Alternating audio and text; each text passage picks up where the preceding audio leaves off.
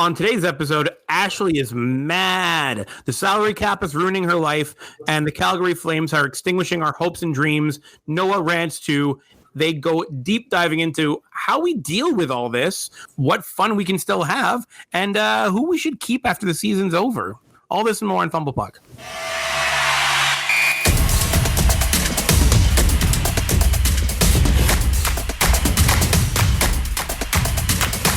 Welcome back to Fumble Puck, everybody. You're here with Ashley and Noah. This is the third time I recorded this, trying to get it right without laughing. That's perfect. Ashley, how are you?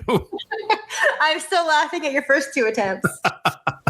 I'm good. My COVID test was negative, so that's a plus. Woo! Yeah, so now I have to go for another test tomorrow just to make sure that I'm still negative. And then you'll be allowed to rejoin the world. I know. It's crazy. And I walk my dog because I don't have a choice with a mask on and sunglasses and a hat.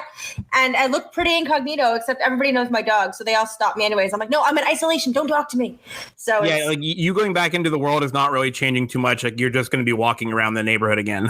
Exactly. They probably miss me. They're probably like, where'd she go? But oh well. I'm trying to be respectful and stay home as much as I can. Thank God I have a house, but oh my God, am I tired of seeing my house. Anyways. Have you been watching anything or doing anything while you've been isolated? I caught up on Young Sheldon and Mom and Young Rock. Have you seen Young Rock? I've heard of it. I've not seen it. I don't know if I'd watch it because I think the concept's weird. And I really, really like The Rock. And I feel like this would make me like him less. No, and it's cute. It's really cute. I like it. It's clever. My mom was actually a huge wrestling fan growing up. So it's kind of funny. I made her watch it. She thought it was pretty cute, but she didn't continue. But yes, that's the thing. For me, 1998, the Attitude Era of WWE, back when it was WWF, when there was DX versus the Nation. I loved that in wrestling. I don't want anything that makes The Rock look cute because to me, he's badass. He is badass. And it's him as a young, he'll be fine. Yeah, he's running for president or something, right? And he's telling the story of his kid, of his childhood. Yeah, exactly. So you just get to learn about his background. It's nothing to do with him wrestling. His father was a wrestler. It's about his father more than him. It's cute. And they have throw-ins to Andre the Giant and all the other old wrestlers. It's really cute. It's really interesting. It's actually a really interesting show. Do they ever mention that he's Canadian? No, not yet. That sucks. But he's a huge fan of the CFL, so here's hoping. It's because he's half Canadian. Exactly. No, it's really interesting. It's a cute show. So I watched that, and then my friend sent me a movie to watch about a pancreas. That doesn't sound entertaining at all. I know. It's some anime pancreas movie that he's been talking about for 4 years, and he just sent it to me to watch. And I'm like, I don't really want to watch this, but he's making me watch it. So there's a couple of movies. Tonight's the Oscars, speaking of, but there's a couple of movies that I actually do want to watch that I now have the time for because I can't do anything. I can't even do I can't even do my painting because I can't blow the paint around. I'm catching up. Well, I watched a lot of hockey. That was a big waste of time. Did you watch any non-Habs hockey? No. Okay. Just checking. No. And you watched Mom. Is Mom the one with, what's her name? Anna Faris? Anna Faris, yeah. She's not on it this season for whatever reason. But Isn't she the star? Her and Alice and Jenny were the two stars. Alice and Jenny's still on it. I love Alice and Jenny from The West Wing, and I saw her on Broadway back in the day. She's great. Mom is probably one of my top 5 shows of all time. Stacey watches that show. I love it. I think it's so well done and so interesting. And again, I don't know anything about being an alcoholic, but they still go to meetings 8 seasons in. So I've seen probably 10 episodes here and there because Stacey watches it, so I'll sit down and watch an episode. It's funny. It's got moments where I'm like, oh, that's funny. The only thing I feel like sometimes they try to shoehorn humor into moments that aren't funny. They'll have a really deep moment about their lives and their life and their problems, and then they'll crack a joke, and it would be fine to crack a joke because that could be a real scenario. But then the laugh track comes on, and you're like, oh, there shouldn't be a laugh track right now. That's weird. I know, but right now I don't think they have a studio audience, so right now they have to throw in the laugh track. But I know what you're saying in general. But you know what? It's a well done, interesting take on addiction.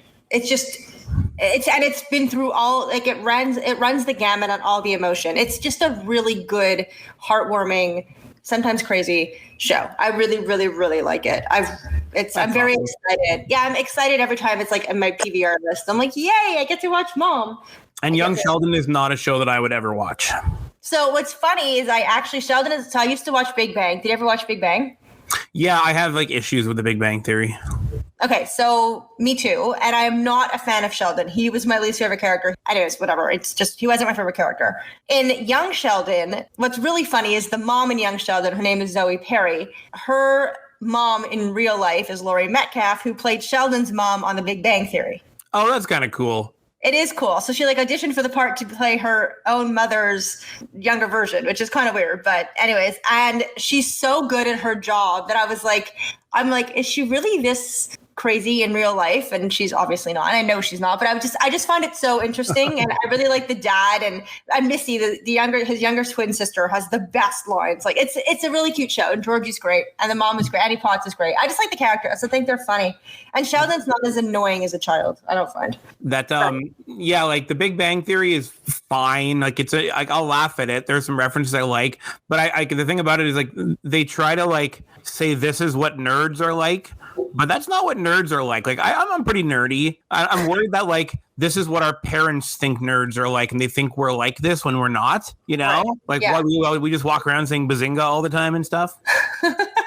So like for the actor playing her mom, I don't know if you've seen. Have you seen Straight Outta Compton, the NWA movie? No, I heard I should watch it though. So O'Shea Jackson Jr. plays Ice Cube, like plays his father in it, which is super cool. Oh, see, it's cool, right? When like somebody plays their. It's so cool. I mean, he did a great job of it because like he looks like his dad too. So you're watching it, you're like, this is really cool.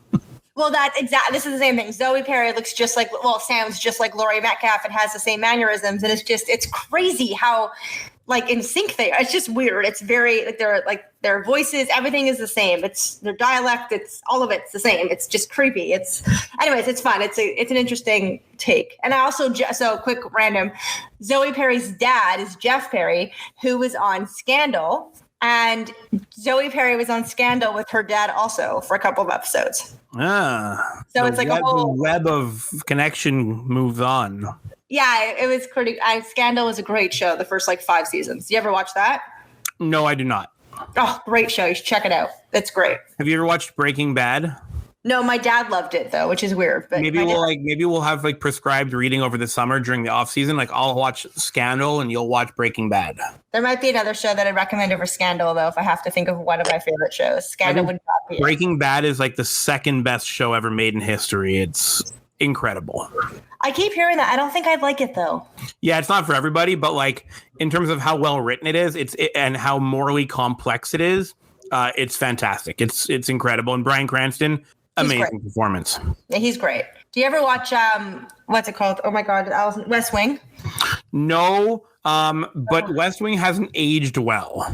So like I watched a couple episodes back in the day and I was like, oh, this show's cool. I watched a couple in the last year and it's a really bad show. Like I used to think it was cool. Now it's really bad. Okay, I haven't watched it in years. I watched it when it first aired. I loved it back then, though. It was a great show. Back when I knew nothing about politics, it was a great show. And now that I know how the world works a little better, it's really, really bad. You know? Okay, well, let's go back to hockey because I could talk TV all day, and sadly, that was good. Because we don't have a lot of great hockey stuff to share, so we got to ease into it. That was like 8 minutes of non-hockey talk for once. That's kind of cool. Yeah, and way more exciting than what we're about to say about the Habs, I'm sure. Well, I don't know. We might get some excitement right now because I've got some knee-jerk reactions for you. Are you ready? I am. Okay, these are going to be all over the place. All right? Okay. I have 5. Okay, I'm ready. I'm excited. First up. Oh, wait. Should we put out a PSA that there might be a little bit of swearing in this episode if we talk about the Habs? Yeah, we might swear in this one because we're angry about the last couple of games. And we're angry that I didn't get to drink a beer because Cole Caufield didn't play. All right, go. First up, Mark Giordano. He looks like Mr. Bean. You mean Andrei Markov? And Mr. Bean. Yeah, the three of them look the same. Exactly. They look the same. It's really weird. I understand he was like never drafted apparently, and I don't think he's as wonderful. What's actually funny is I just finished Brian Burke's book last night at like 2:00 in the morning. It was way more enjoyable than the Habs game. And he was talking about Giordano in the end. So I have his comments in my head, which is how wonderful he is and how he's an amazing human being. And sorry, I don't ruin this for you. I know you're not there yet. Are you? No, it's not good. Yeah. And how? Okay. Sorry? I'm not there yet, but it's okay. I don't care. Okay, so how he was saying how like he like does the most like charity work, him and his wife, and how he's like the most wonderful human being, and I'm sure he is. I just don't like it because I don't like him because he like beats us, so I don't like him. Yeah, I think he's a good captain. I think like when you have to fill in the shoes of Jerome McGinley, it's hard to do. I think he's done well, and I think he played like a captain the last couple of games, right? Yep. Oh, for sure. He's a great player. I just don't really enjoy him much. A couple of years ago, like 4 years ago, I think. Remember he got injured and missed like half the year? No. So anyways, he went down to injury like 30 or 40 games into the season, I think it was. But he was almost a point per game player at that time. I was pretty convinced back then that Mark Giordano was going to get Hart Trophy votes, but then he got injured and didn't get to finish the season. So like, you're not going to win the Hart Trophy if you don't play the whole thing, right? Almost. So, right. But he was amazing. He was like, 33 back then. He's like 37, 38 now. It's crazy that he's still going at that age. Yeah, good for him. All right, next up, I'm throwing you a curveball. Okay. Brian Rust. Brian Rust? Yes. Like from the Rangers? From the Penguins. Wasn't he on the Rangers? I don't think so. Oh, I'm thinking of Brandon Prust. Hold on. I get Prust and Rust confused, even though they're not the same person. I'm picturing a Prust jersey, but I know who Brian Rust is. Ooh, random. I don't know. I call him. Why do you think I'm bringing him up? Because he clearly had something good or bad happen. Well, he scored again yesterday. Okay. He's almost a point per game. Really? In Pittsburgh. Yeah, he's like, I'll get the exact number, but he's close to a point per game. And last year he was almost a point per game again. And I know a certain team that has a cap crunch coming. Just saying, you want people who can put pucks in the net there, man. I don't know, because they're not getting rid of Gensel. Is he right? Playing with Crosby? He usually plays with Malkin, but Malkin's been injured most of the year. True. What was the last thing you just said before that? You said you need a what? We're going to need someone to put the puck in the net next year, and I don't know, maybe he's an option. Like, they're not getting rid of Gensel, so... I take Gensel in a heartbeat, yeah. Yeah, you don't trade. Jake Gensel is a point per game right now, actually, so... He's amazing. Oh, really? He's doing that well, Rust? Interesting. Underrated player. I don't know why I thought he was with the Penguins. With the Rangers. He's clearly with the Penguins, yeah. Okay, we're going to swing back to Calgary, though. I know you like players with great names. Andrew Mangiapane. He's an Italian dessert. I'm sorry. That's all it is. Like it's the best name ever, right? Mangiapane. I love it. It. Exactly. It sounds like you're eating bread or something. Like he's just like, go eat bread. It's an Italian delicacy or something. I don't know. I tried to hate him, and I find myself rooting for him just because of his name. I know his name is great. I love his name. I love names. It's my thing. But he's annoying. Yeah, he's hard to play against, and he's progressing well. Like he started all. He was a later draft pick, right? He ended up playing in the AHL, moved up to the NHL. Played on some bottom line minutes. Now he's moving up into the top 6. Like he's just growing every year. It's cool to watch. They keep comparing him to Brendan Gallagher, and it's making me angry. Oh man. Yeah. I miss Brendan Gallagher. I don't think. Remember Brendan Gallagher? I do, but my one gripe with Brendan Gallagher and the team is that one player should not cause such a downward spiral. That's my only gripe. I don't get it. Yeah, that's not his fault. No, I know. I miss him. He's like been my favorite player since, again, the year he was supposed to play with us, and then he went back to Vancouver, and I cried. So, long time fan. But yeah, anyways. All right, next up. Yeah. Eric Stahl. Horrible. Noah, how do you like this guy, man? He sucks. Yeah, he's not doing well. So in Minnesota last year, he was still a really good hockey player. Like he measured out as a second liner. You're like, okay, that's cool. And the Buffalo effect was the Buffalo effect. But maybe because we always used to say, and we said when we acquired him, I was like, I would never in my wildest dreams imagine that Eric Stahl would ever agree to play for Montreal. Like maybe he really didn't want to play for Montreal, and they were just the only team going for him. Or maybe he was sent here to sabotage us. Maybe, but he looks like he isn't happy playing hockey in Montreal. He looks horrible. I'm sorry. I can't. Oh my God. He's so bad. And apparently there's rumors that he has it in his contract that he can't be sat out or put on the taxi squad. So does he have a no move? No. But someone said there's something about how he can't be on the taxi squad. That was part of his bargain when he came here. They believe that's what he signed and that's what he agreed to. And I don't know, but he's been so bad and he's just so bad. Oh my God. He can't even skate or do anything worthwhile. It's horrible. Yeah, not a fan. Okay, and then the last thing. Yeah. It's not a person, it's a thing. Okay. I want your gut reaction because you've been having great gut reactions so far. I don't know about that. Okay. Cap space. Hate it. What a freaking pain in the ass. Get rid of it. I hate the cap. I loathe the cap. Get rid of it. It's enough. Like, go. Take it to the curb and kick it out of here. Oh my God, I hate it. It's ruining my life. Oh. The fact that we have to dress 7 defensemen twice and then not even utilize one of them? What? Oh my God. No, I hate it. I don't even understand it at all, clearly. We have Price who's injured. We have Drouin who's sick. We have Byron who's injured. We now have Tatar who's hurt. Yet they still can't call up Cole? What kind of bullshit is this? And I'm not bleeping that out. And that's the nicest thing I'll say about it, because I'm really angry. Was that enough of a reaction for you? That was exactly what I was hoping for. Bless you for making our days wonderful. So obviously, let's dive into the games. We can't beat Calgary. We've tried. It's not working. We've got another one against them. We have to hope to get to it, but we can't score goals at all. And I don't understand it. You can't score goals, yet you're putting in, no offense, Caden Primo over Jake Allen and Lindgren when we can't score goals. What do you expect Primo to do? Score goals too? He can't even skate past center legally. He's not allowed to. So what the hell? Put in Cole, the goal scoring, Caufield. Come on. Put in Evans. You finally did. Put in Frolik. I don't give a shit who you put in. Put in somebody who can put the puck in the bleeping net. I bleeped myself, okay? Because I'm going to start swearing, and it's not going to be pretty. And I'm really angry, and I try very hard to stay positive and not – that's a lie. I totally yell at the Habs all the time, but I'm angry. And my new thing is when the game is over, I shut it off, and I forget about it. Win or lose, well, mostly lose. I don't remember what a win feels like, but win or lose. I turn off the TV and I'm like, okay. And my mom calls me and I'm like, I don't want to talk about it. We suck. I don't want to hear about it. That's it. And then I go and I watch something to make me happy. But you know what? On this podcast, I'm going to yell. What the hell is wrong with them? So it's funny because the next bulletin point on the agenda for today was, were we able to try and enjoy the game like we promised we would on the last episode? I guess it didn't work, huh? I failed. I totally forgot about that, and I failed.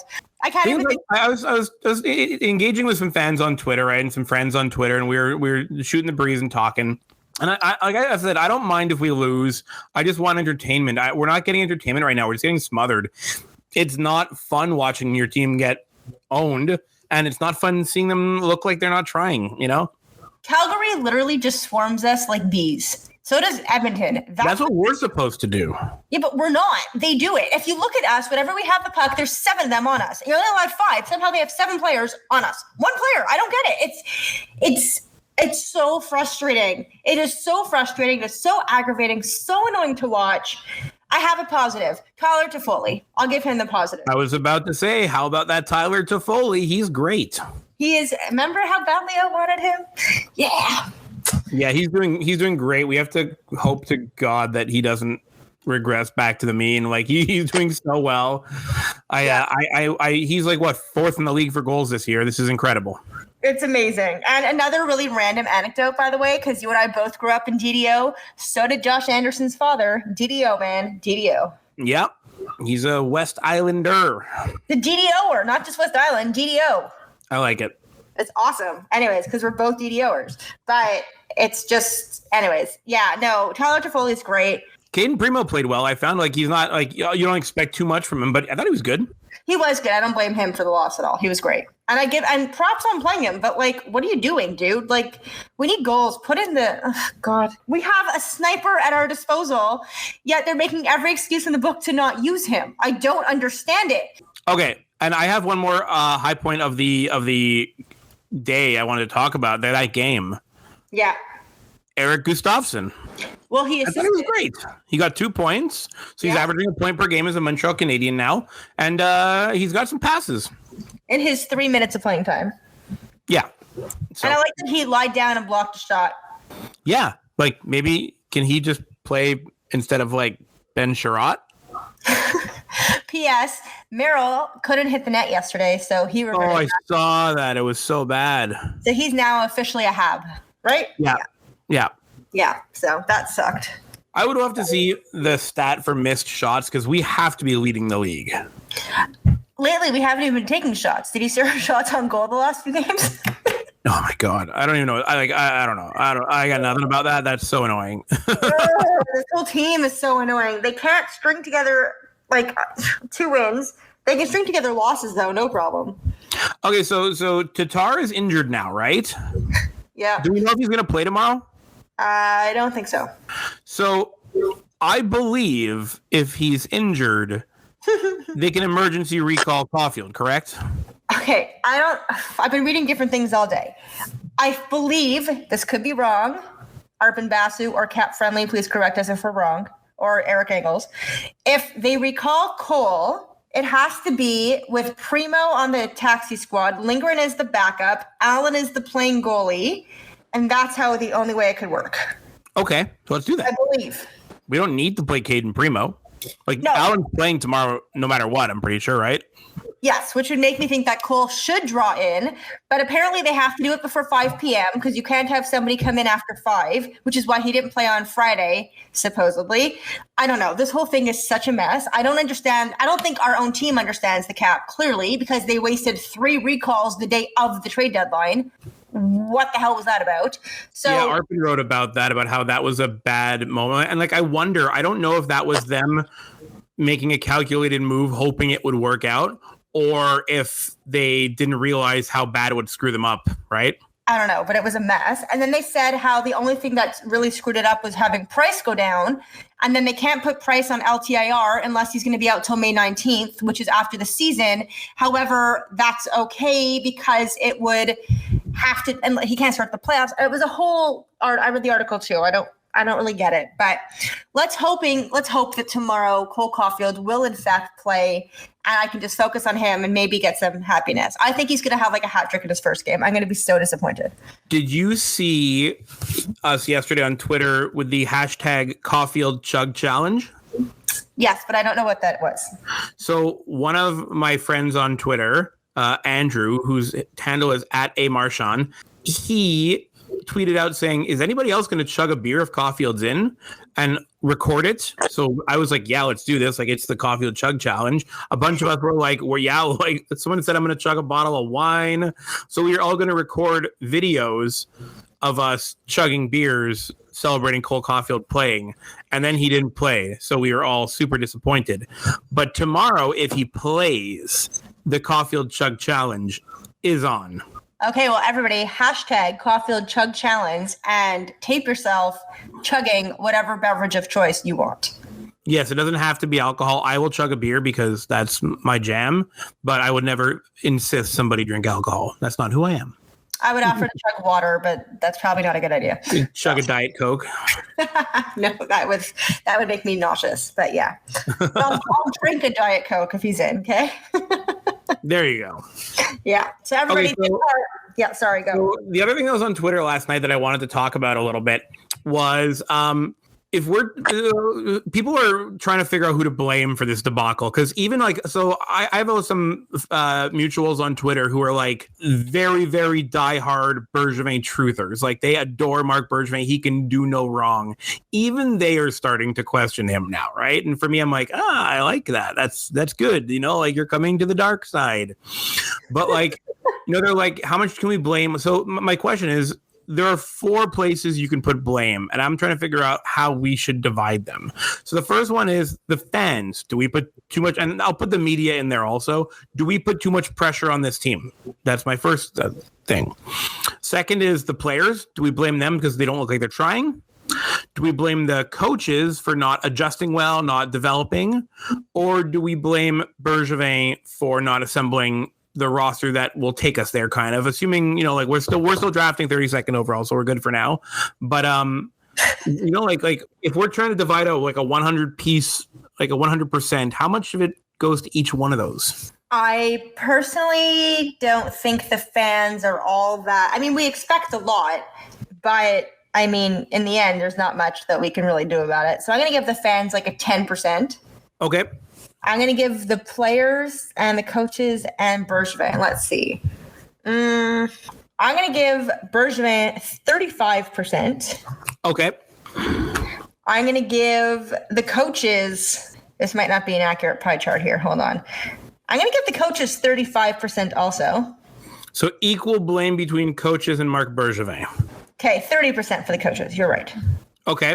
30% for the coaches. So that's 65, 75, and then 25% for the players. Okay. Does that make sense? No, that's not for the fans, we don't blame too much. Like, yeah, there's some pressure, but deal with it. You get paid to deal with pressure. That makes sense to me. 25% for the players not trying, in quotation marks, because we feel like a lot of them do try. We feel like they care. They just don't look like they care. So, like there's a little bit of blame there. You guys got to be trying harder. You got to be doing better. Yeah. The coaches, I mean, like, I don't, like, Dom Ducharme has a layup to make himself look good just by playing Cole Caufield, right? Like, he looks like a total champ. Like, even if Caufield sucks, the fans will still love him for it. So, like, the fact that he's not doing that is weird, yeah.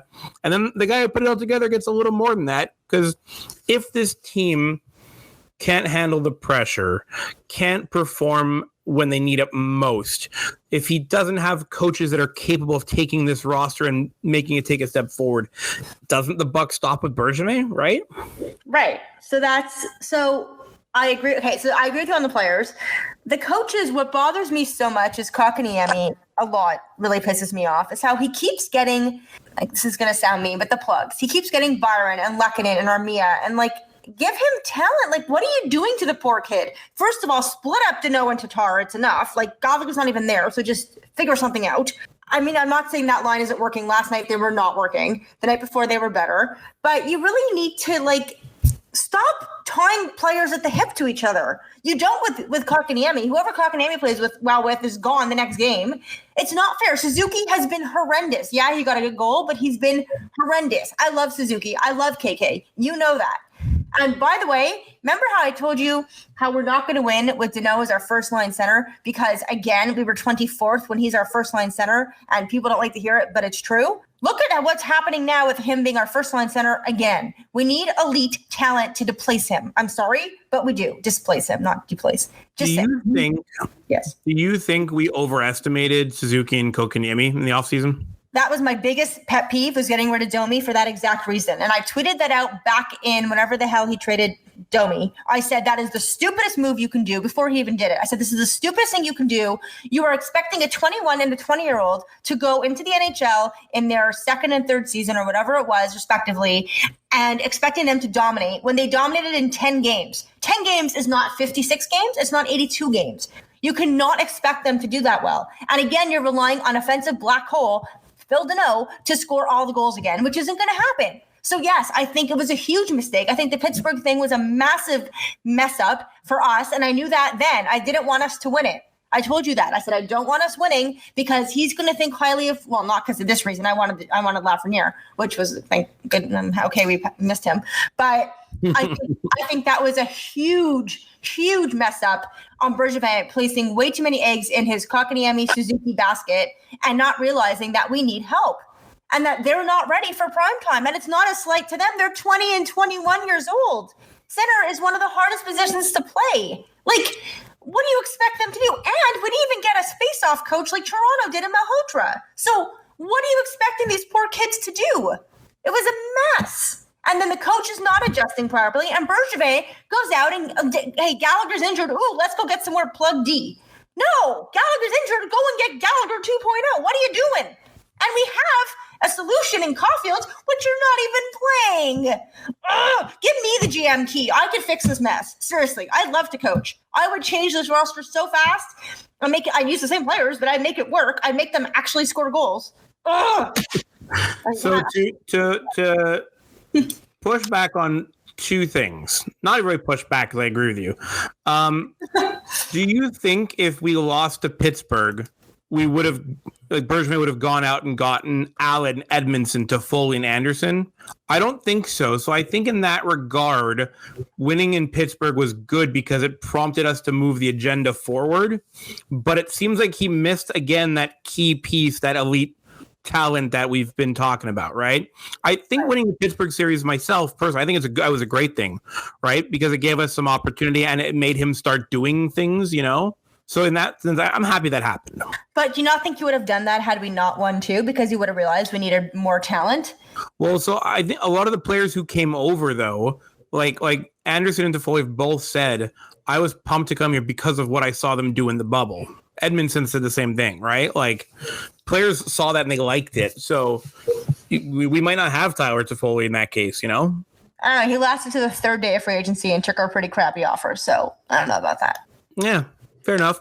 And the other thing is, I'm not too worried about their face-offs. Like, Sidney Crosby sucked at face-offs for his first 5 years and still won a Stanley Cup, right? Like, I don't know. Face-offs are overrated. But our whole team sucks at face-offs. It's not just those two. But wait a second. I am not saying Domi for Anderson wasn't a good trade, just to quote that. I know. Like, how I've always liked Anderson. I've always liked Domi, type 1 diabetics. We stick together. I think the Anderson trade would have happened anyways now that I think about it, because I know he's been looking at Josh Anderson for a while. So more Toffoli, Allen, Edmondson, like getting them to re-sign and commit and get on board. Again, I've been a Tyler Toffoli fan for a long time, so I'm happy we have him. I just imagine where we'd be right now if we didn't have Toffoli and Anderson, considering no one else on our team can score. I think it's weird that like our prospect pool is better than it's ever been. And Bergevin supposedly went all in this year. And the one thing we didn't get was that all-star center, Again. And don't tell me you can't trade for center. First of all, you just traded for Eric Stahl. Like, don't tell me you can't trade for, I mean, he's like a washed up 36-year-old who was good, but isn't this year. But don't tell me you can't trade for center. Also, do you think Stahl is just taking time to adjust to our system? No. You think it's not a hard system to play. I don't understand that concept. Like, it's not like we play in we have different system than Buffalo. Buffalo's system is stick your head out and get punched in the face. Our system is like dump the puck, rim the puck around the boards and go chase it. Right.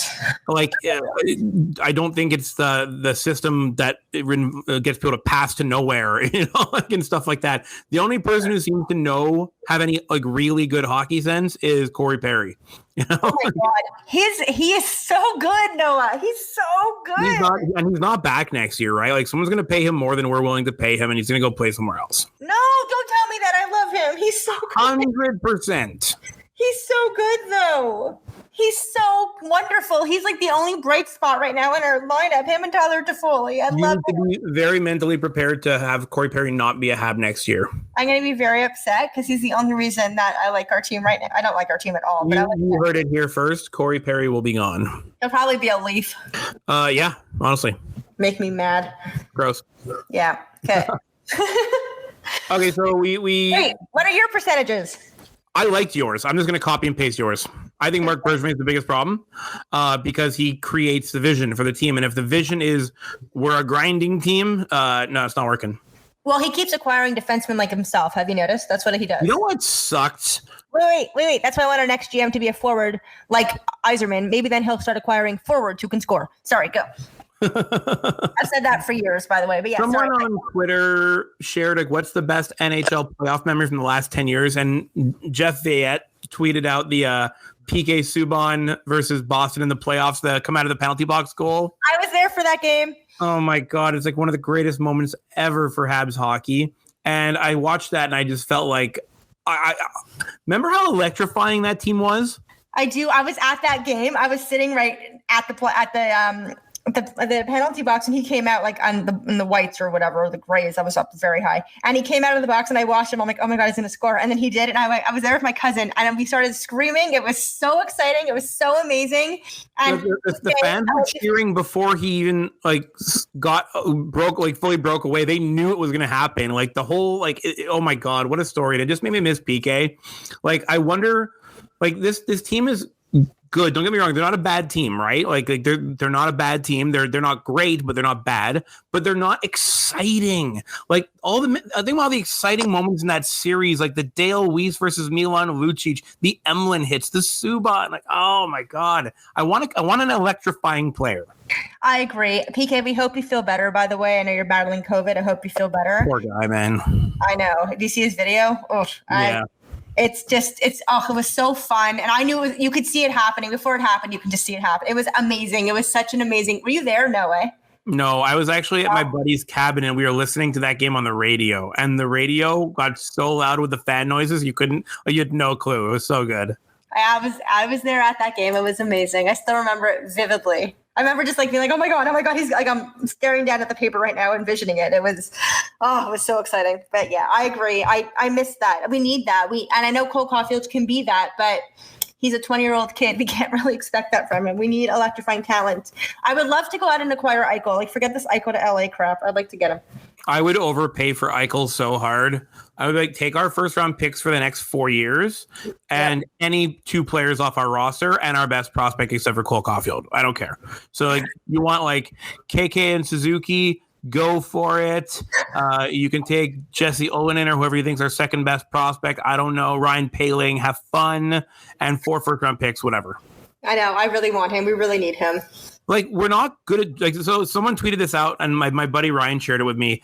In last night's game, Romanov was the only D drafted by Montreal, and Lehkonen and KK are the only forwards drafted by Bergevin.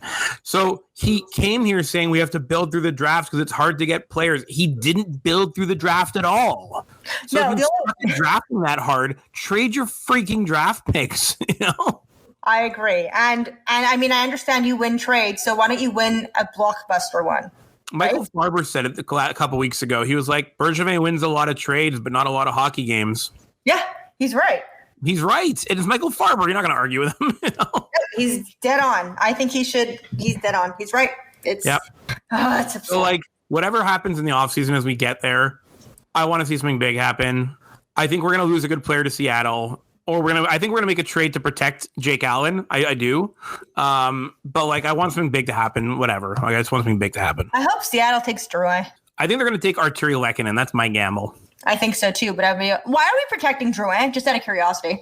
Because of the asset value. Like I could picture him being traded ahead of time. Like I can picture Drouin getting traded, no doubt in my mind. But if he's not traded by the expansion draft, you need to keep him because you could get value from that asset. Okay, what about why we're protecting Weber? Who's going to take on that albatross of a contract? I wouldn't protect Weber, but Marc Bergevin will because, like he said, one of his greatest career achievements is trading for Shea Weber. So he's not going to make himself look like a buffoon, right? Like if he puts Weber up for expansion, he's admitting he was wrong. Do you think he has watched Weber play this year? Of course. He watches every game. Well, then he should maybe consider trading him or getting rid of him or putting him on that non-protected. Well, that's like Carey Price and Shea Weber. Like Bergevin has hitched his legacy to these 2 players, and that's fine. Like if that's the hill you want to die on, Marc Bergevin, that's fine. But get ready, you know. That hill's becoming quite the climb, buddy. That little light you see at the end of the tunnel, that's actually a freight train heading towards you. You know. Well, I agree. But Jake Allen's been great, and I think he's a solid backup for Price. And Price has a concussion, so who even knows what's going to happen with Carey Price and when he's going to come back? If Price goes on LTIR, Caufield's up right away, by the way. Yes, but then Price is out if we get into the playoffs and start playing for at least like 5 or 6 days. Yeah, if he goes on to LTIR, he's back for the playoffs. No, he's not. He's out until May. Oh, for the minimum, yeah, good point. Yeah. 19th or something. That sucks. Yeah. Big if we get into the playoffs there. Big if. Okay, we're going to swing around the league. The games we called out for the weekend were the Friday Calgary game. Obviously, everyone watched that. Really sorry. The Saturday Pittsburgh versus New Jersey game was awesome. So it was 4-2 Pittsburgh. They won. You saw goals from Jeff Carter as a Pittsburgh Penguin. Remember that guy? Yeah. Sidney Crosby scored again. He's on fire. There was, who else scored? I think Brian Rust had one and Jared McCann had one. Those are great. And entertaining game. Jack Hughes scored. Miles Wood scored. Miles Wood is an underrated, good middle 6 guy. Big fan. Fun game. And then earlier today, Pittsburgh played Boston. Boston, because of everyone else, their playoff series, like their playoff spot looks pretty safe now. Not guaranteed, but looks pretty safe. But Pittsburgh did still win. It was a 1-0 shutout for Tristan Jarry. And Jeremy Swayman, the Boston rookie goalie, only allowed 1 goal. Pretty good performance. Good job. Jake Gensel with the only goal in that game. He's so good. Yeah. Did you see, going around the league from last night, did you see everyone freak out about the Sandin Blake Wheeler bit? I did. Did you see the hit? I did. Nothing wrong with it, right? Sandin kicked Blake Wheeler's butt. It was a good hit. And he's like half the size, apparently. So, yeah, it was fine. Yeah. Sandin's like 6 foot tall or 5'11", and Blake Wheeler's 6'5". Like, yeah. Suck it up, Blake Wheeler. Like, you suck, buddy. Try harder. Yeah, it was fine. You got ragdolled by a kid. Like, deal with it. I wanted to point out also, since we're talking about other players around the league, because this player is no longer ever in the news cycle because he plays for Arizona. I miss Phil Kessel. Do you? I love Phil Kessel. He's one of my favorite hockey players. ever since he left Toronto, he became like the best thing ever. In his time in Toronto, I obviously hated him, but like before Toronto and after Toronto, wonderful. Yeah, he's a good guy. Good he's player. so easy to root for. Yeah, he is. I miss him. I wish he was in the news more. I'm sorry. Maybe. You have some contenders and pretenders, I believe. I do, but you know what? We'll get to them right after a word from our sponsor. Is your goalie really good at stick handling? Is he really dangerous when he goes to make plays? You know what? We have the solution to that. It's called the trapezoid. Ruin his day. That's all there is to it. It's a dumb rule. And we're back. All right, so let's go into the contenders and pretenders. Do you have any this week, Noah? Yeah, I have one contender and one pretender I really wanted to talk about. The contender was Eric Gustafsson. I love that he played hard, put effort into it. I wish he would get more ice time, and I hope as part of their reshuffling, he ends up keeping a roster spot for the next few games at least, because if he is a puck-moving defenseman, we need to figure out if we're keeping him next year or not. Yeah, and also he was pretty good on the power play. Yeah, go figure. Yeah, imagine that. It's almost like he's done it before. Yeah, how weird is that? I have one, even though he lost last night. What about Bernier, man? The shots were like 7,000 to like 2 in the Detroit. I was going to talk about them in a second. Like that, yeah, Jonathan Bernier is a good pick. That was like awesome. Good job, Bernier. Even though you lost, I give you props, man, because your team clearly wasn't playing so well, or was allowing a lot of shots. That's a great one. I think that's awesome. Yeah, that game is probably more entertaining than ours. But anyway. I had a really good tweet last night. I don't remember the exact wording to paraphrase myself, but it was Jonathan Bernier put on such a good performance that Nelson Mandela would have been proud of him. Good job. Yeah, love it. And who's your pretender? Okay, so I have 3, and they all kind of go together. All right. Do you want to take a guess? Dominic Ducharme. And who's the other 2? Marc Bergevin. And who's the other one? Luke Richardson? No, the Habs. The Habs of a whole. As a whole. Entire team. Okay. The whole team are my pretenders of the week. They might be pretenders if they keep this up. Yeah, you might be right there. Yeah. So those are my pretenders. Who's your pretender this week? Mine was Milan Lucic, and I know he just hit 1,000 games there not long ago, and like I know he's been in the league for a while, and like whatever. I don't care.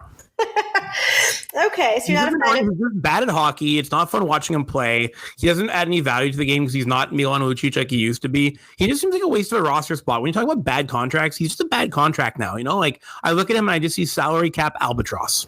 He is a salary cap albatross. I do agree with you. How many more years does he have left? 17. No, I think all of them have 2 years left. Like all the bad, like the Louis Eriksson, Milan Lucic, Andrew Ladd. There's a couple others. I can't remember, but like the 5 guys who signed terrible contracts that year. Well, he's done in 22, 23. So yeah, you're right. He though. Kyle Poso was one of them. Yeah. Yeah. Remember how Bergevin wanted him? Thank God. Yikes. Yeah. Yikes. All right. Who's your fumble of the week?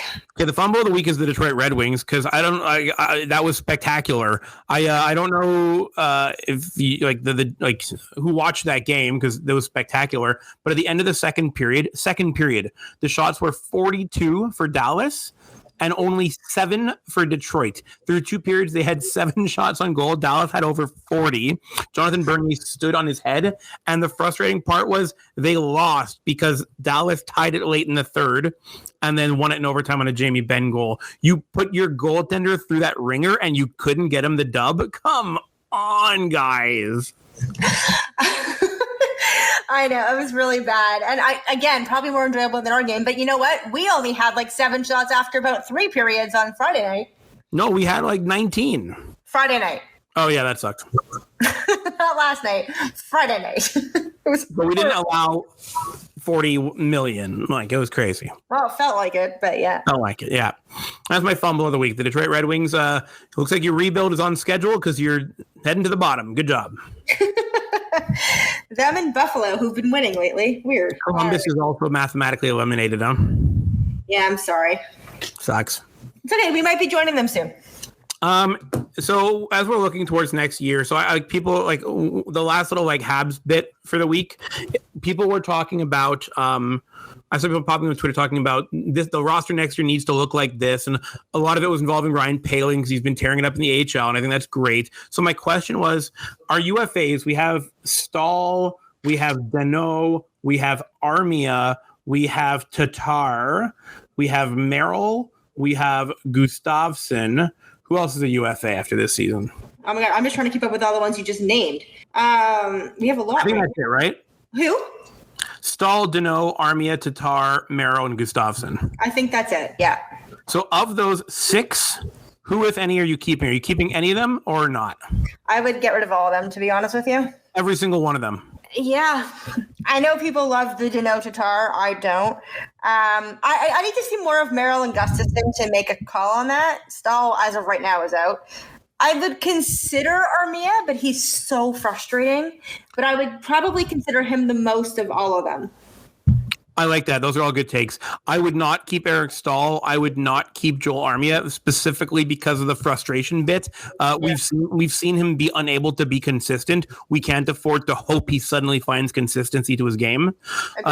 Thomas Tatar, I like, but because of the salary he's going to command, I'm not interested. Philip Deneau, it would all depend on the role, the salary. You know me, I'm a Deneau fan, but it has to work. Like, he's not a $6 million guy, right? If Philip Deneau signs on and plays as a second line center and we ditch one of KK or Suzuki to get the elite 1C, I see a spot for Philip Deneau. Otherwise, if that's not what it's going to be, he's got to go. If they're planning on anchoring him, I don't want to see. I want to see big change if this season doesn't go well, right? So I could see him staying. And the John Merrill, bye later, buddy. You're like, Alex Romanov should be doing your job regardless. And then Eric Gustafsson, if he can play on our power play and make it better, I would look to make him our 6D next year. I would. So Deneau, maybe. Gustafsson, maybe, if he gets to play, so we can see what he's worth. Yeah, my only problem with Deneau is that they keep putting him as a number 1C, and we can't afford to have him as a number 1C. He is not. I understand he's good defensively. I'm not saying he isn't. But that, to me, is our third line, not our first line. And if we're going to use him as our first line center for like 5 more years at a $5 million cap hit, or 7 more years, that's a huge detriment. We need, again, I know it's impossible, but we need a Crosby-type player who can put up points and stop the players from scoring, not just stop the players from scoring. So if we had Elite 1C and then Philip Deneau / one of Suzuki or KK as your third, and then Evans as your fourth, that seems cool, right? That would be fine, but that's not going to happen. Who would you keep, Suzuki or KK? Oh, God, that's a really hard question. I like them both a lot, so I don't know. You have to choose one. I have to choose one? Yeah. I don't know. I like them both. I think in the long run, I really don't know. It's a 50-50 for me. I think they're both going to be really good. I would think Suzuki might be a bit better, but I don't know. So you heard it here first. Ashley doesn't like Kotkaniemi and wants him traded. That's not what I said at all. I don't know, because I'm even fumbling, to use your word, with that decision, because I don't know. I think KK is going to be amazing too. So I don't know. Who would you keep? I'm going to punt that to next week. No way. I would keep. Not easy, is it? Kotkaniemi.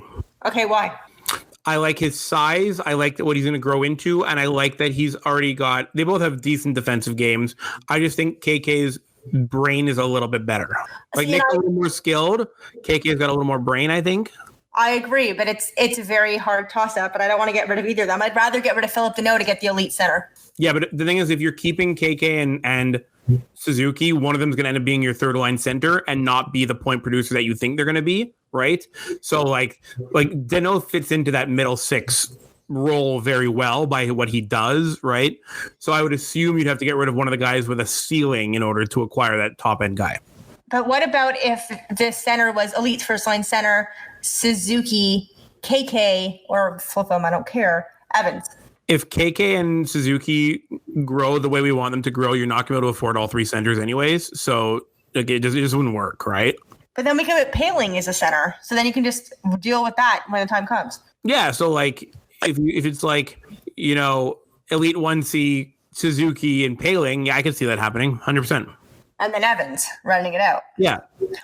My other issue with Danault is he only wants to play with Gallagher and Tatar, and like that's not fair. So he's gonna have to suck it up at some point in time. But he's not, and that's the problem. He wants to be with them, and he reminds me of Desharnais and Pacioretty. Like I don't like that. I don't like telling me who you have to play with. Like yeah, but like if that's the way he rolls, no, he has no spot on this team. It doesn't make any sense at all. If the coaches are like okay with that idea, the coaches have to go. Well, the coach has to go anyways. Ducharme is not the answer. And I've heard some questionable things about Bouchard because I don't mind Bouchard. Again, my choice is Gallant. I know he's not French. However, hire a translator. I don't really care. Or give him French for dummies. Don't care about that either. Do whatever you want. I want Gallant here. Or somebody. The thing that bugs me about Dom Ducharme right now is a whole bunch of people are saying online and like in chat circles and stuff, right? Oh, well, he's playing Julien's system. It's not really his system. That's garbage. Shut up. Like you're telling me they had this guy take over for Claude Julien, but then he wasn't able to not do what Claude Julien did. What was the point of getting rid of the coach then? No, this is Dom Ducharme's style. It sucks. Like it sucks. Also, I don't think Julien was the problem anymore. Do you? I don't know. I'm not a coach. I have no idea. Like it looked like I didn't think so originally. I hated his adjustment, like that his lack of adjustments. But like, I still think the roster is flawed. Me too. But Ducharme is not adjusting either. He's adjusting, and if he is, it's wrong. He doesn't understand. Like he doesn't. Yeah, so I can accept that both coaches are the wrong choice. Like that, I can believe that. You know. Yeah, because I don't see his in-game adjustments working at all, and we come up flat every game, and we just where did our offense go? Our offense. Remember when we were scoring 5 to 6 goals a game? It was wonderful. Oh yeah. We can't even score 2 goals. So I want to see all those 6 players leave, except maybe Danault and Gustafsson. But overall, I want to see a little overhaul next year. Like, I want to see something better. I also want Drouin to go and Byron. You know what's better? What? Good-looking people. Do you have a hottie of the week? I do, and you actually randomly mentioned him earlier today, and I was kind of surprised that you mentioned him. Oh, I'm excited. Was it Jack Hughes? No. He's a bit cute. He looks like Justin Bieber. It was not. Do you want to take another guess? Mentioned earlier today. During the podcast. Miles Wood? Yeah. No way. He's adorable. He has like the kind of like the Roman Yossi vibe, but he also has beautiful eyes. Like go check out this guy's eyes. They're kind of dreamy. He's got wheels. He's a fast freaking skater for a big guy. Well, he's also kind of good looking and like has beautiful, sometimes some of the pictures aren't so great, but he has really, really, really nice eyes. So like, check it out. I will agree with you. He should be on the Habs next year just for his good looks, but also for his third line ability. He's like kind of adorable. Like I'm down with him. I like him. So like let's get rid of Armia and bring in Miles Wood. I know like one's a left, one's a right wing, but like still Miles Wood. Well, yeah, his dad's name is Randy Wood and his mom's name is Cheryl Wood. So Randy Wood. I thought you'd like that. That's awesome. Yeah. So his dad played hockey, by the way, for the Islanders, the Sabres, the Leafs, and the Stars. Ew, Leafs. Yeah. Well, it's okay. We can still like him. He didn't play for the Leafs. His dad did. True. Okay, yeah. So we're this is our wrap up moment in hospitality. We're 1 week away from Mother's Day. Yes, I can't wait to hear this story. We're 2 weeks away from Mother's Day. I want this story. Mother's Day last year was the very first Mother's Day where all of North America was locked down. Yes. And so we were trying to figure out like how busy it was going to be, you know, like what to do. And we're all kind of like the whole, not just when I say we, it's not like just my restaurant. It's like not just our company. It's the entire continent of North America. Okay. Every single restaurant on the continent. Mm-hmm. We're like, well, I don't think it'll be that busy. Like we're in lockdown. Like it's, you know, people are probably cooking at home at this point in time, you know, like grocery stores are back open. And so like we wanted to schedule a buffer to be safe. And we were like, oh, we're being cautious. Like we don't need the buffer. So like we scheduled a pretty normal Sunday staff, like 1 or 2 extra people, nothing crazy. Right. And so at 3:30, we start looking at our pre-orders for 5:00 and like they start piling in and we're like, oh, maybe it's going to be busy. Like we should probably get ready to rock on this.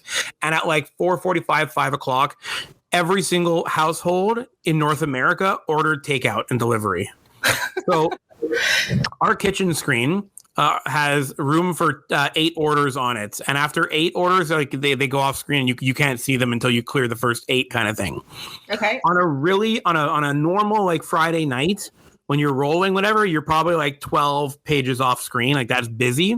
On a like a Red Blacks game, because we're in Lansdowne Park, so like on a Red Blacks game, you can go like 30 off screen, and then you're really getting wild, right? So that's 30 times 8. That's like 240 orders. No, it's like just orders after. So like 8 plus the 30. So 38 orders. Okay. So like imagine 38 tables ordered at the same time in your restaurant. Like it's just a disaster, right? Like it's a challenge. Yeah, you have to manage it, which is why we only do that stuff on Red Blacks games. I mean, our restaurant went 50 orders off screen in the span of 15 minutes. Oh my God. I know a restaurant in our company that went over 100 off screen in that 25-minute span. Oh my God. They got 100 orders all at the same time. None of the drivers showing up or picking up the orders that have in front. So like we have food everywhere that like, because the kitchen's great, right? Our kitchens are amazing. They hammer out food. They're really spectacular what they do. So the food's in the window. We start packing up into a bag and a driver's like, hey, I'm here to pick up this order. And we're like, oh, that's still like 40 orders away. You're a little early. But that happened with every driver. So there were restaurants in the company where we had like drivers had to be lined up out the door and managed, and like bylaw came by and was like, why is no one social distancing? And we're like, we're trying to get the drivers to social distance, but they're not. Like we had to unplug our phone. It was ringing so much. Literally just unplug the phone. We're like, nope, we're not doing this. Unplug the phone. There was a video of like a Red Lobster in like North Carolina or something where like people were throwing stuff, trying to fight the managers because they were waiting hours for their food. I know a restaurant that took 5 hours to dig themselves out of that 15 minutes of orders. Oh my God. That is crazy. It was the most ridiculous thing ever. So this year, in 2 weeks from today, it's our rematch. We're like, okay, we're ready this time. Like, I don't know if other companies are, but I know that like us as a region, as a company, we're ready to go. Like we're going to kick its butt pretty bad on Mother's Day. But like anyone out there listening, if you're ordering in on Mother's Day, have a good lunch or have a late dinner, like an 8 o'clock, 9 o'clock dinner. Don't order at prime time. You're just risking it. That is crazy. Mother's Day was ruined for like 50% of North America that day. That is crazy. It was wild. I bought my mom chocolate last year from a new chocolate place that I've never heard of. And I got it for her in like April. So I avoided the Mother's Day rush. A moment of hospitality. Like we're rounding out the hour now, and I think we're good to go. Anything else you wanted to drop? No, I hope we see Cole Caufield. Remember, guys, join in the hashtag Caufield Chug Challenge if he does in fact play sometime this week. Hopefully he will. You can follow us on all of our social media handles at Fumble Puck Pod, except on Facebook where it's Fumble Puck Podcast. Make sure you hit the subscribe button to our podcast. You can know whenever our episodes come out. And I hope you have a wonderful week, including the Habs. I hope you score lots of goals, Habs, on the opponent. That would be wonderful. I hope I test negative tomorrow. That could be Yay. Anyways, all right, people, enjoy your week. Go Habs, go. And we'll see you on Thursday, I think. Awesome. Take care, everybody. Have a great week.